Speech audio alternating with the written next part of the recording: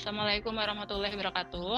Perkenalkan, saya Nurmanita Prima Rahmawati dari SMK Yupentek 2 Tangerang. Saat ini saya menjadi mahasiswa PPG Untirta yang akan melaksanakan UKIN praktek pembelajaran dengan nomor ujian 202101054646. Terima kasih.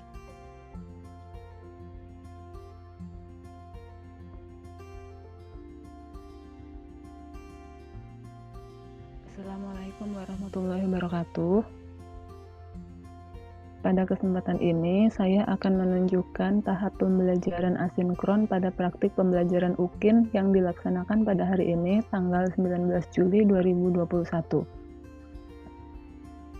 Jadi, praktik pembelajaran kali ini sama dengan pembelajaran pada saat PPL, yaitu diawali dengan tahap asinkron dan dilanjutkan dengan tahap atau sesi sinkron. Pembelajaran pada tahap asinkron di sini menggunakan aplikasi e-learning di sekolah tempat saya mengajar. Nah, tampilannya bisa dilihat seperti ini.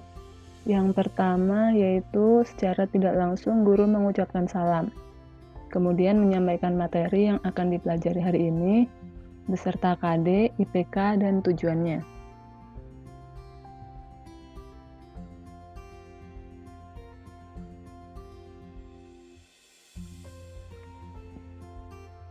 Kemudian guru menyampaikan langkah-langkah pembelajaran yang akan dilaksanakan.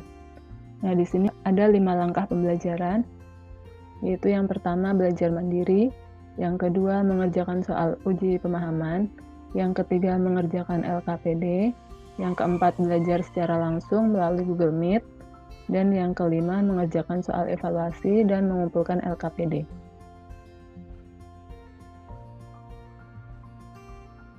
Untuk kegiatan yang pertama yaitu belajar mandiri. Materi ajarnya bisa dilihat di sini. Ini bisa dibuka atau di-download oleh siswa.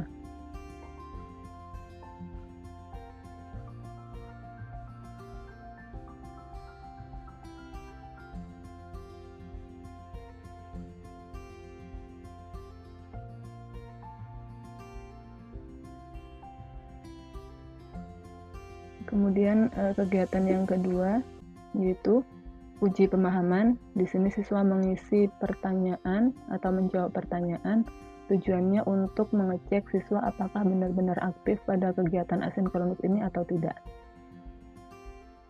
Nah, kegiatan yang ketiga yaitu mengerjakan LKPD. LKPD-nya seperti ini.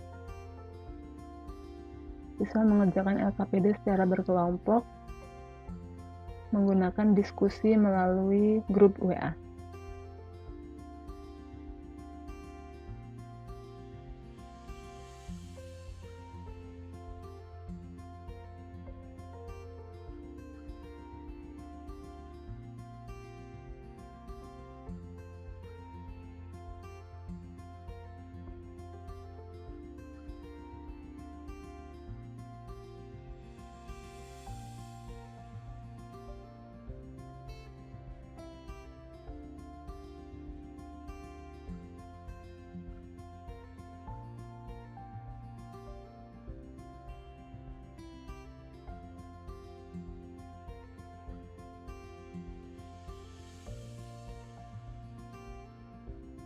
Kemudian kegiatan yang keempat yaitu belajar langsung menggunakan Google Meet.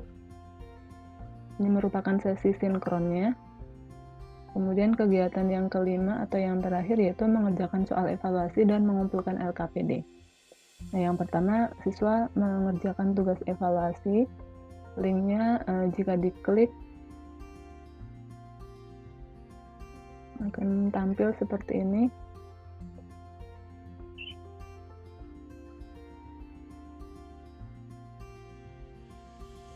Kita lihat soalnya. Tampilan soalnya seperti ini.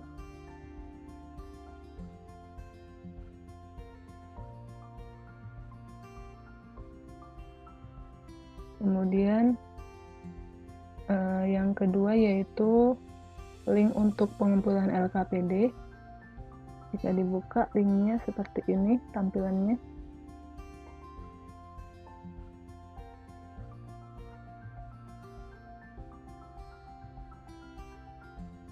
di sini siswa hanya mengunggah LKPD yang sudah dikerjakan. Demikian penjelasan mengenai pembelajaran pada tahap asinkron yang saya susun. Terima kasih. Assalamualaikum warahmatullahi wabarakatuh.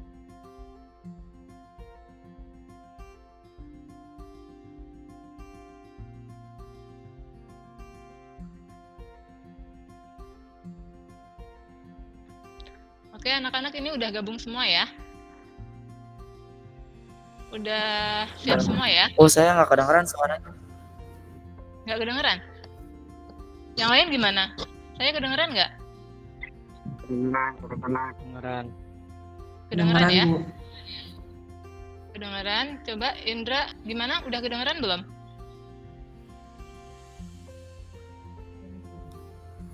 Belum, Bu. Saya keluar dulu bentar ya.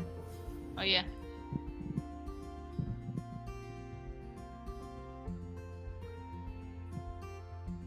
Oke, kalau gitu sambil nunggu Indra, kita mulai Udah, dulu Bu, pembelajaran udah bisa, Bu. ya.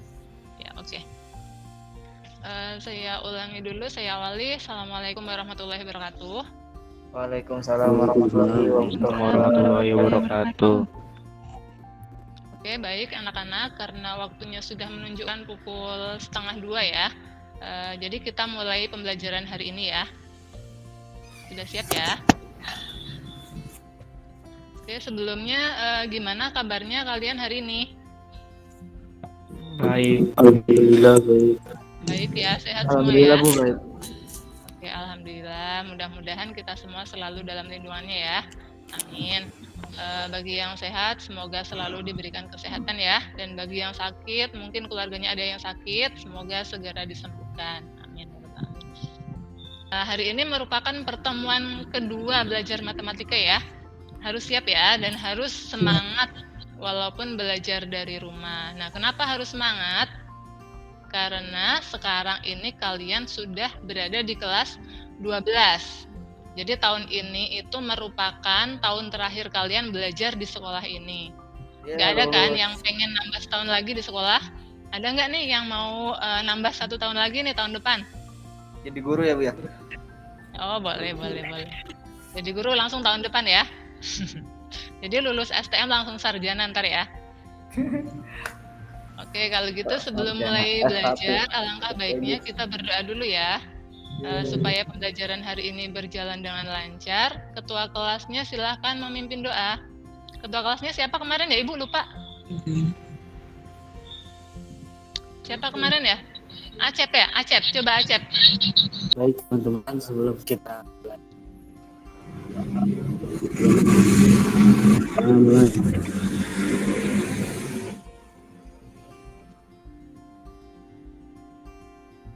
selesai. Oke, terima kasih Acep. Terima kasih. Nah, selanjutnya Ibu mau ngecek absen dulu nih. Tolong kalian on-kan dulu kameranya ya, biar Ibu bisa lihat. Biar Ibu bisa lihat wajah-wajahnya nih. Nah, yang pertama Acep ada ya. Kemudian Marcel. Hadir, Bu. Kemudian Misbah, ada nggak Misbah? Hadir, Bu. Kemudian Nila. Hadir, Bu. Terus Ronggo. Ronggo hadir nggak nih Ronggo? Hadir, Bu, hadir. Kalau gitu udah hadir semua ya ini, walaupun banyak yang di rumah, mungkin ada yang di kampung juga nih kayak Nila, kayaknya masih di kampung, terjebak di kampung ya, belum bisa ke Tangerang lagi. Iya, katanya. Bu. Jadi pertemuan hari ini itu materi yang akan kita pelajari yaitu tentang ukuran pemusatan data tunggal. Masih ingat kan? Masih ingat nggak materinya? Enggak, Bu. Enggak?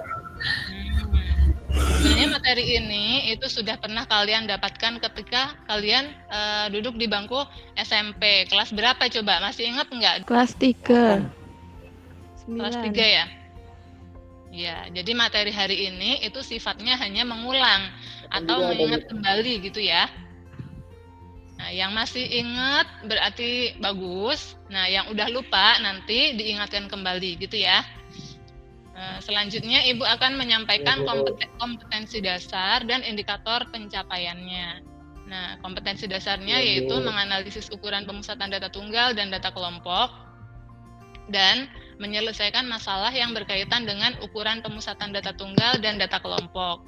Kemudian indikator pencapaiannya yaitu yang pertama menghitung nilai min, median, dan modus data tunggal. Yang kedua yaitu menganalisis nilai min, median, dan modus data tunggal.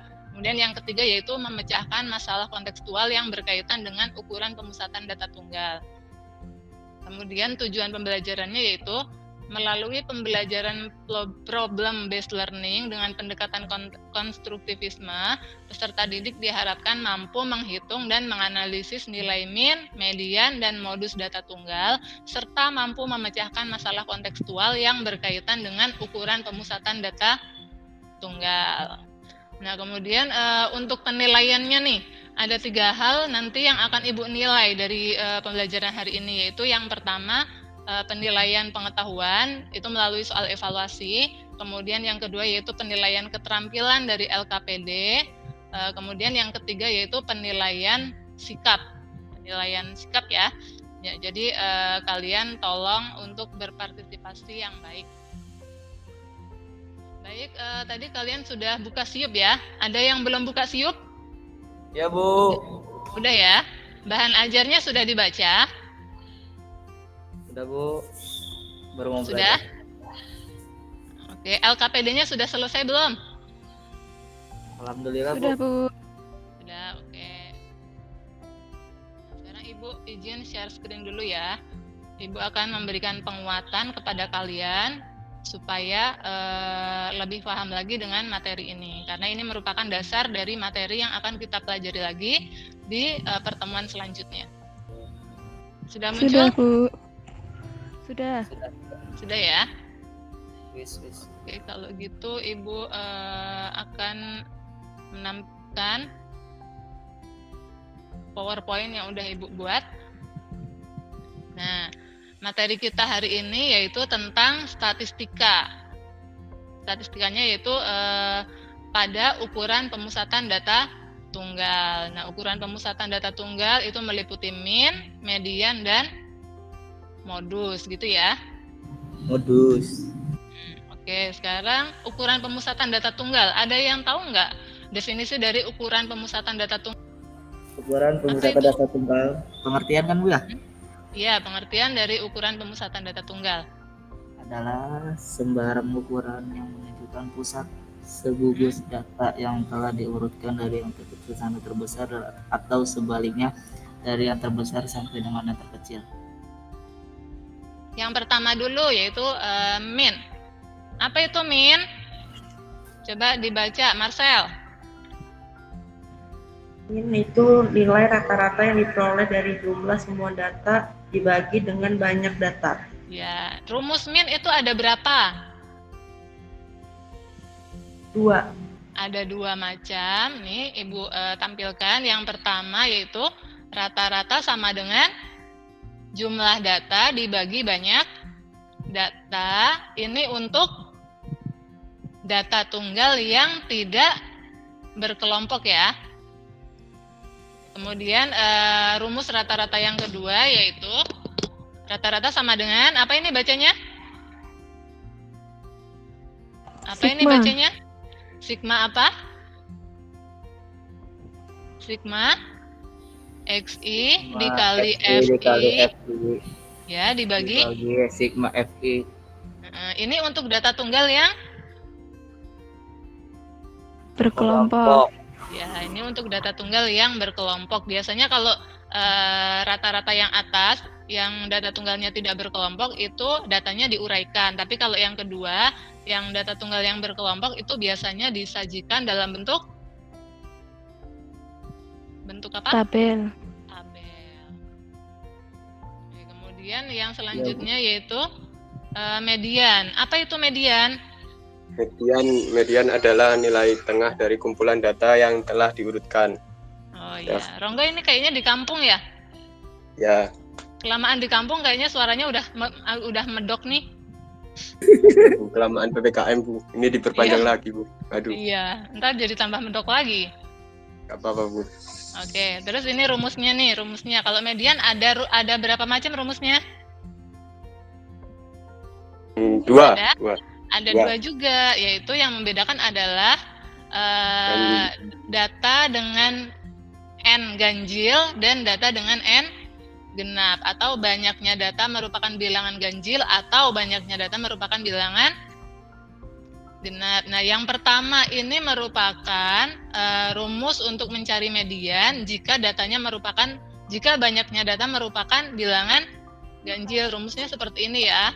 Median sama dengan X N ditambah 1 dibagi 2, dengan N adalah banyaknya data. Terus yang kedua, mediannya adalah X N per 2 ditambah X N per 2 ditambah 1, kemudian dibagi 2, ini untuk data dengan N genap. Nah, sekarang contohnya nih. Aduh, soalnya belum muncul tapi jawabannya udah muncul ya. Ada yang error nih kayaknya. Oke, contoh yang pertama. Nih, contoh dengan banyak data ganjil. Diingat-ingat rumusnya tadi kayak gini ya. Oke, soalnya coba dibaca soalnya, Nila. Tentukan nilai median dari data berikut. 2, 3, 3, 4, 1, 2, 3. Ya, ini kayaknya juga agak medok suaranya nih, kelamaan di kampung juga kayaknya ya. Iya, Bu. Oke, sekarang apakah datanya udah berurutan? Belum. Belum. Di soal itu datanya belum berurutan ya. Nah, di sini kalau mau mencari nilai median, maka yang pertama dilakukan adalah mengurutkan dulu datanya. Nah, urutkan dulu datanya. Yang pertama yaitu 1, 1, Dua. kemudian 2, terus 2, 2, terus 3, 3, Tiga. 3, 4. 3, dan 4. Nah, kalau dilihat penyajian datanya kayak gini, bisa dilihat nggak mana nilai tengahnya itu ada di angka berapa? 3. Ada di angka 3, yaitu pada urutan ke berapa itu angka 3? 4. Urutan ke 4. Oke, jadi gitu ya. Jadi mediannya itu berada pada data yang keempat atau X4, sehingga mediannya sama dengan 3. Nah, sekarang contoh yang kedua. Contoh yang kedua yaitu dengan banyak datanya genap. Soalnya tentukan nilai median dari data 2, 3, 4, 4, 1, 2, 4, 4. Nah, sekarang dianalisis dulu. Datanya sudah berurutan belum? Belum. Belum. Nah, sekarang urutkan dulu. Belum, Bu. Gimana nih urutannya?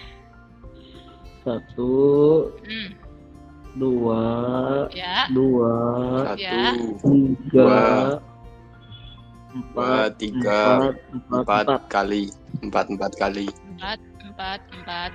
Oke, gitu ya.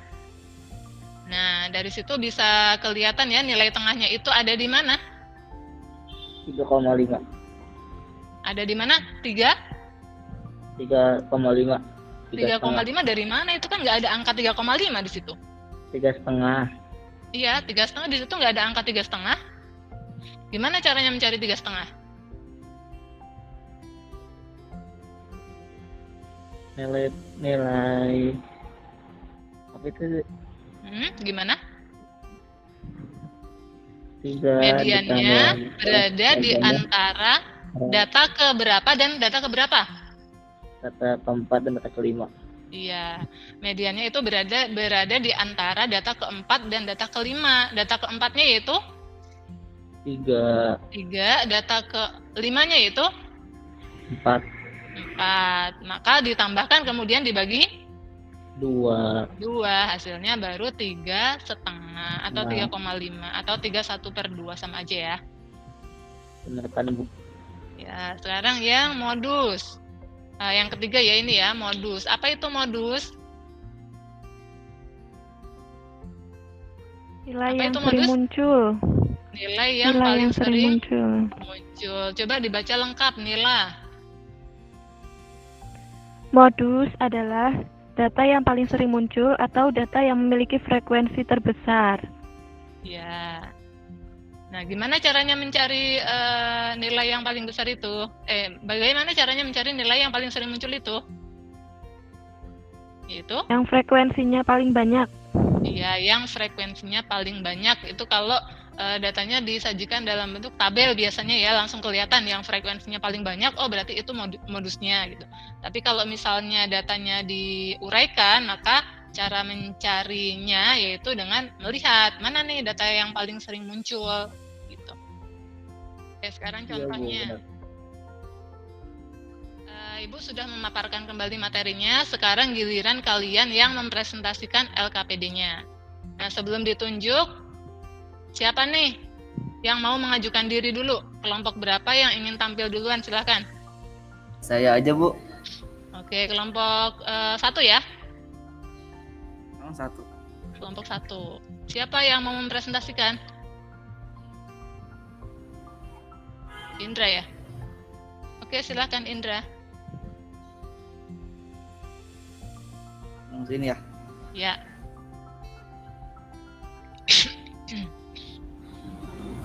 Kelihatan nggak? Ya, kelihatan. Diperbesar lagi. Nah, ya udah kelihatan. Satu. Kita di sini mencari rumus dari MEAN, rumus median dan rumus modus. Ya. Rumus median itu X sama dengan jumlah data dibagi banyak data, atau X sama dengan sigma FI dikali XI dibagi sigma F. Terus untuk rumus median itu MS sama dengan X N plus 1 dibagi 2 atau ME X N per 2 ditambah X N per 2 ditambah 1 dibagi 2. Terus untuk rumus modusnya itu dengan cara mencari frekuensi yang paling besar atau paling banyak. Iya. Untuk nilai siswa yang 60 itu ada 3 frekuensinya. Untuk nilai siswa yang 65 itu ada 2. Untuk nilai siswa yang 70 itu ada 3. Untuk nilai siswa yang 75 ada 6. Untuk nilai siswa yang ada 80 itu ada 3. Untuk nilai siswa yang 85 ada 2. Nilai siswa 90 ada 1. Terus kita mencari nilai MEAN-nya, yaitu X sama dengan tadi jumlah nilai siswa dikali frekuensi, itu untuk mencari yang nilai atasnya dulu. Ini udah saya totalin, dari hasil 60 dikali 3 dapat 180. 65 dikali 2 130. 70 dikali 3 210. 75 dikali 6 450. 80 dikali 3 240. 85 dikali 2 170. 90 dikali 1 90. Terus dibagi banyaknya frekuensi, banyak frekuensi itu ada 20. Berarti dibagi 20. Terus untuk penjumlahan tersebut kita dapatkan hasil 1470 dibagi 20. Itu nilai MEAN-nya kita udah menemukan, yaitu 73,5. Lanjut, Bu. Oke, lanjut. Ini representasinya. Jadi rata-rata nilai matematika adalah 73,5. Itu nilai MEAN-nya berapa? 73,5. 73,5. Kemudian representasinya apa? Jadi rata-rata nilai matematika adalah 73,5. Oh iya, nilai rata-ratanya yaitu 73,5. Nah, dari situ kelompok kamu atau kamu bisa nggak menentukan berapa banyaknya siswa yang nilainya itu di atas rata-rata? Di atas rata-rata itu Bisa nggak?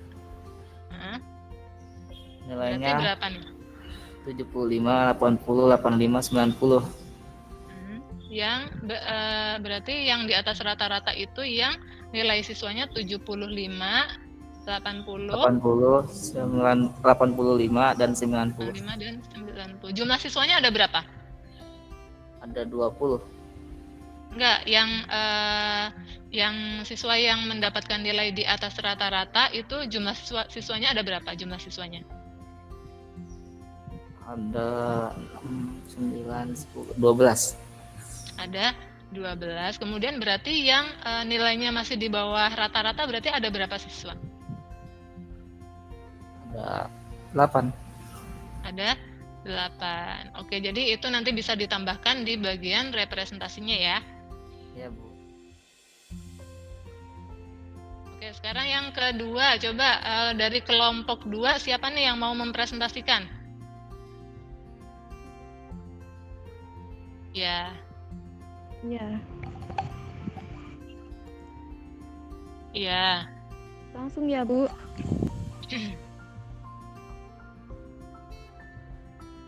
Yang kegiatan 1 menemukan nilai mean, median, dan modus data tunggal. Rumus mean atau rata-rata. Untuk data tunggal yang diuraikan, rumusnya jumlah data per banyak data atau frekuensi. Untuk data kelompok, rumusnya sigma fi kali xi per sigma f. Kemudian untuk rumus median atau nilai tengah, jika banyak datanya ganjil, rumusnya xn plus 1 dibagi 2. Kalau banyak datanya genap, rumusnya xn per 2 ditambah xn per 2 ditambah 1. Terus untuk rumus modus, nilai yang sering muncul, maka dicari frekuensi yang paling besar dari data tersebut. Data tinggi badan siswa kelas 12 RPL.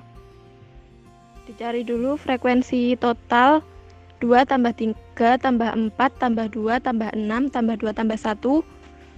Frekuensi totalnya 20. Terus kemudian mencari mean atau rata-rata. Rata-ratanya data dikali frekuensi. 158 kali 2 ditambah 160 kali 3 ditambah 163 kali 4 ditambah 164 kali 2 ditambah 165 kali 6 ditambah 168 kali 2 ditambah 170 kali 1 terus dibagi jumlah frekuensi total yaitu 20. Sama dengan 316 ditambah 480 tambah 652 tambah 328 tambah 990 ditambah 336 ditambah 170 dibagi 70. Tadi sudah dihitung 3272 dibagi 20 sama dengan 163,6. Untuk nilai mean 163,6 representasinya, jadi rata-rata tinggi badan siswa kelas 12 RPL adalah 163,6 cm, sehingga jumlah siswa yang tinggi badannya di atas rata-rata ada 11 siswa, dan jumlah siswa yang tinggi badannya di bawah rata-rata ada 9 siswa. Ya, oke. Kemudian lanjut Terus. ya, Bu. Ya, Nilai median atau nilai tengah. Karena di sini frekuensi totalnya ada 20, maka pakai rumus yang nilainya genap. Rumus yang xn per 2 ditambah xn per 2 ditambah 1 bagi 2. Bu, ya lanjut. jadi mediannya x10 ditambah x11 dibagi 2 sama dengan 164 ditambah 164 bagi 2 sama dengan 164. Oke. Ini 164 karena X10 di sini frekuensi yang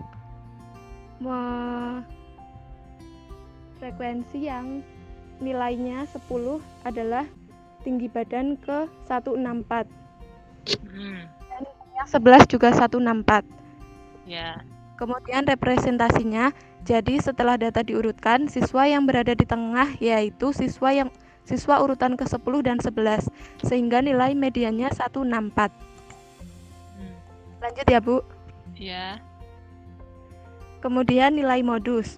modus nilai yang sering muncul di sini frekuensi yang terbanyak adalah 6 di tinggi badan 165, maka modusnya 165. Representasinya, jadi siswa yang mempunyai tinggi badan yang sama, yang paling banyak adalah siswa yang bertinggi badan 165 cm. Baik, karena waktunya sudah tinggal kira-kira 10 menit lagi, maka sebelum ditutup, coba ada nggak yang mau menyimpulkan pembelajaran apa yang kita lewati hari ini? Siapa nih yang mau menyimpulkan? Ada yang berani?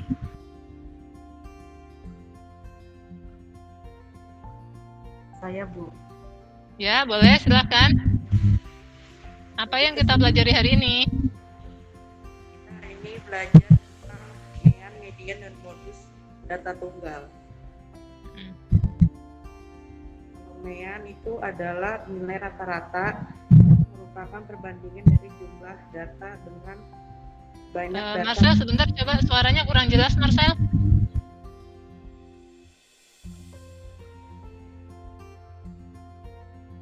Halo, Bu, udah. Halo? Marcel, suaranya bisa diperjelas lagi nggak?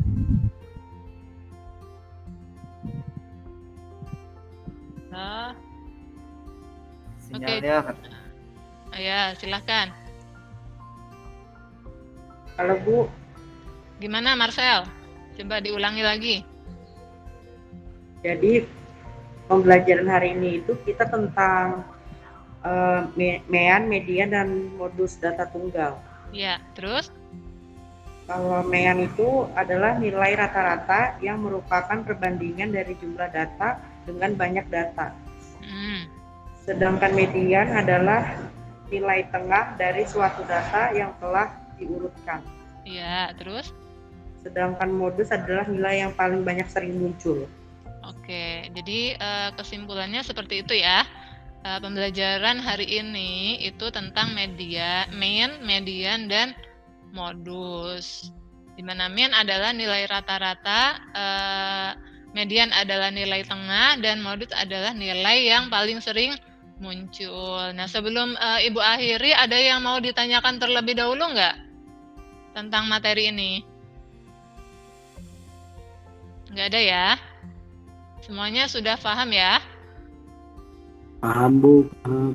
Oke, kalau gitu, seperti yang Ibu katakan tadi, itu Ibu akan memberikan tugas evaluasi kepada kalian untuk mengukur tingkat pemahaman kalian.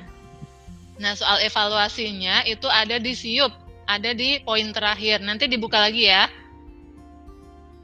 Lihat di poin terakhirnya, di sana ada 2 link. Link yang pertama yaitu link soal evaluasi menggunakan Google Form. Nah, kalian isikan nama dan kelas, kemudian dikerjakan. Soalnya berupa 4 soal pilihan ganda, tapi di situ Ibu juga minta kalian untuk mengupload fotonya, foto dari langkah penyelesaiannya. Jadi kalian tetap kerjakan di buku, kemudian pekerjaan kalian itu nanti difoto dan kalian unggah di Google Form yang tadi. Jelas ya? Jelas, Bu. Jelas. Oke, kemudian link yang kedua yaitu link tentang pengumpulan LKPD. Nah, nanti kalian foto LKPD kalian dari halaman 1 sampai halaman terakhir. Nah, fotonya yang jelas, jangan miring-miring ya. Nah, kemudian fotonya itu nanti kalian unggah di link yang kedua. Gitu ya, ada yang mau ditanyakan dulu nggak mengenai soal evaluasi dan pengumpulan LKPD? Tidak, Bu. Nggak ya?